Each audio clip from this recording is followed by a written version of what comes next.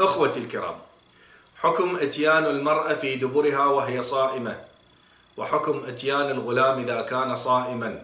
إلى أبي عبد الله عليه السلام قال في الرجل يأتي المرأة في دبرها وهي صائمة، قال لا ينقض صومها وليس عليها غسل.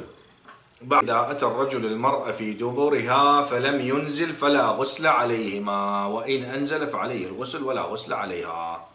أجماع الفقهاء، فقهاء الإمامية، الحيوان إذا شخص نزى على حيوان، يعني إذا شخص وطأ حيوان أجلكم الله، أو وطأ غلام، أو وطأ امرأة في دبرها، هل دبر المرأة ودبر الرجل والحيوان